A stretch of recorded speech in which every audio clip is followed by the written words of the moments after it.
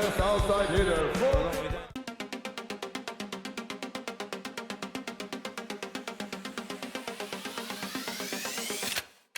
At just 19 years old, Ran Takahashi helped Japan reach their best Olympic finish in nearly 30 years, and he didn't do it by overpowering teams. He reads the game faster than most hitters react, moves like he knows the outcome before the ball is set.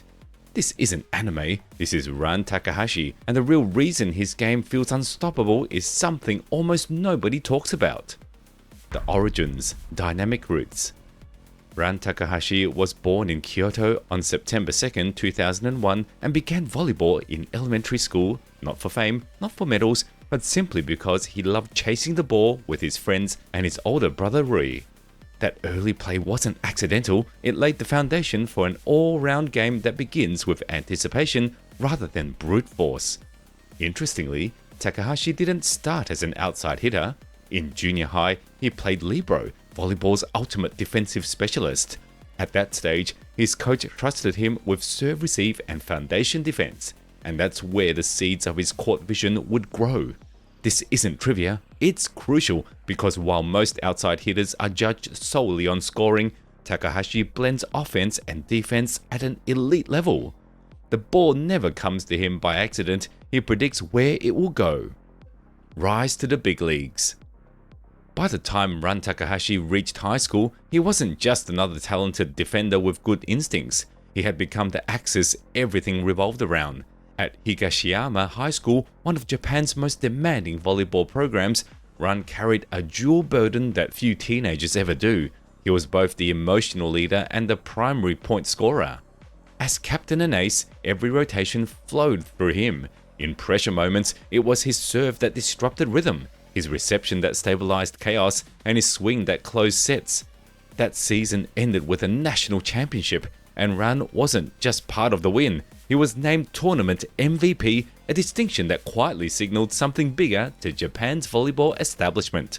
This wasn't just a prodigy, this was a system-ready player. And then came the unusual part. Most elite Japanese players climbed the ladder through youth national teams, years of international exposure, gradual integration into the senior setup. Ran skipped almost all of that. No longer underage national resume, no slow grooming process. Instead, coaches made a rare decision. They fast-tracked him directly to the senior men's national team while he was still a teenager. That kind of leap doesn't happen because of hype, it happens because coaches see decision-making that already operates at a senior level, reading block schemes, adjusting shot selection mid-air, and understanding spacing without being told. They weren't betting on potential, they were responding to readiness. Then came Tokyo. The 2020 Olympics weren't just another tournament on Ran Takahashi's calendar. They were a stress set on the biggest stage in volleyball. At just 19 years old, he wasn't hidden in rotations or protected in serve-receive. He was trusted.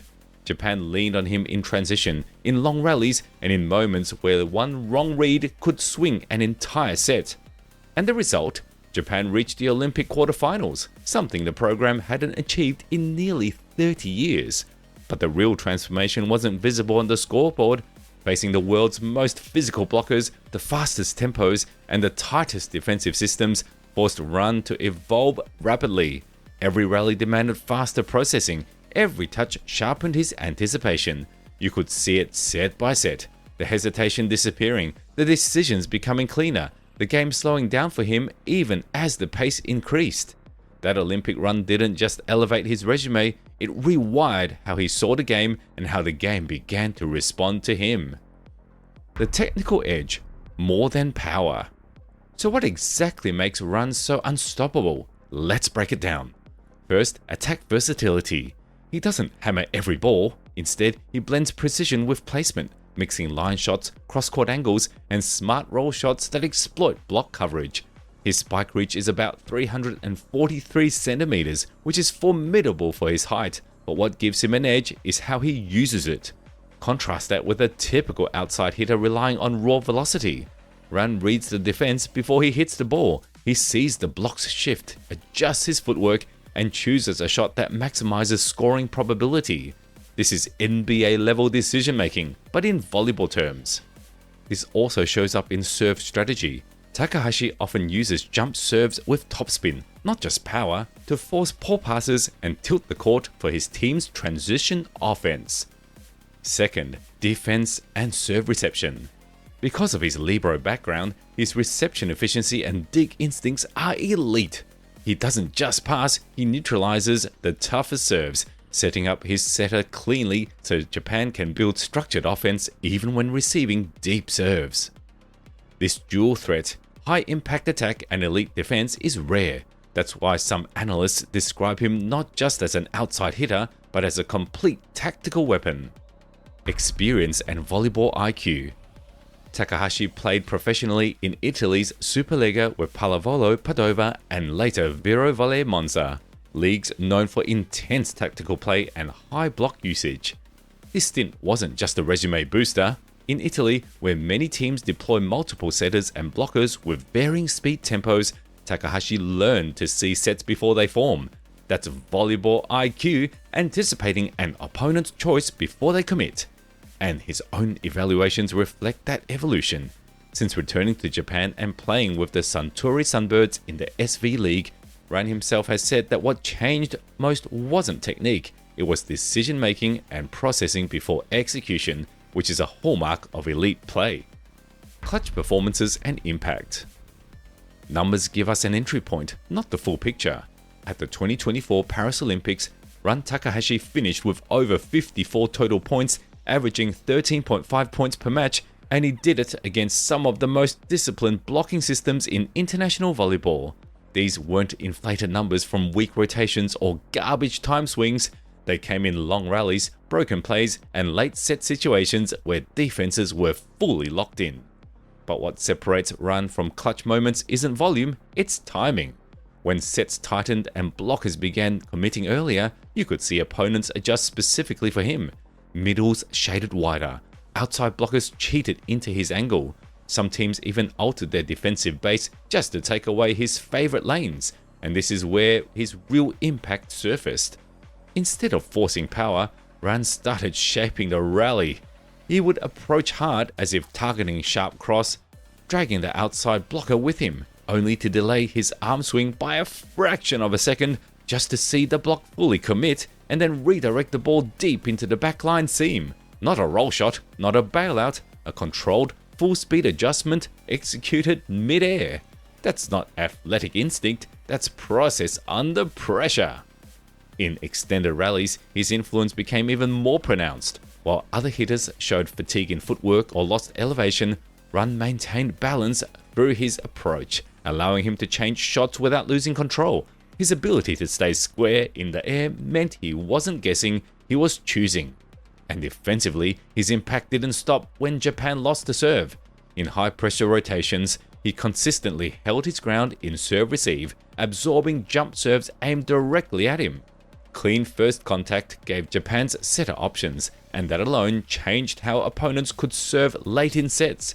You could see their hesitation, serve tough and risk an ace, or pull back and let Japan run tempo. That hesitation matters, because volleyball at the highest level isn't decided by one highlight swing, it's decided by who forces uncertainty into the opponent's decision making. And in Paris, Ran Takahashi did exactly that. Every time he stayed calm in transition, every time he punished an early block read, he shifted pressure back onto the defense. His clutch value wasn't just measured in points, it was measured in control, of space, of rhythm, and of moments when the match could tilt either way. Training and exercises, the secret work. Now, let's unpack his training where the real secret isn't a secret at all, just relentless discipline. Ran's regimen emphasizes explosive jump mechanics, plyometrics and box jumps train kinetic sequencing. That's how he converts forward momentum into vertical power without sacrificing balance. This translates directly to high spike and block reach. Serve-receive circuit drills, quick footwork ladders combined with targeted ball feeds simulate unpredictable serves. This sharpens both reaction time and consistent platform angles, something rival libero level defenders train for years. Tactical scenario reps, not just random drills. His team practices situational plays, out-of-system offense, late transition, and pattern-based defense. These drills force decision-making under pressure, mirroring match conditions more than physical repetition. Core and posterior chain development.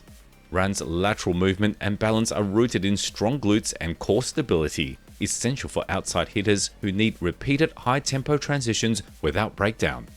What does this all add up to? A player whose body learns situations, not just movements. Conclusion: what really makes him unstoppable? This is the heart of his game, a blend of technical refinement, relentless training, and an analytical mind that reads the court like a chessboard. He trains like a sprinter and thinks like a strategist. Few players in modern volleyball impact every set offensively and defensively with such consistency. Takahashi isn't just explosive, he's efficient, and that efficiency is born from integration, his training, his dual role experience, and his match awareness. So next time the ball leaves his hand, notice not just the power, but the purpose behind the play.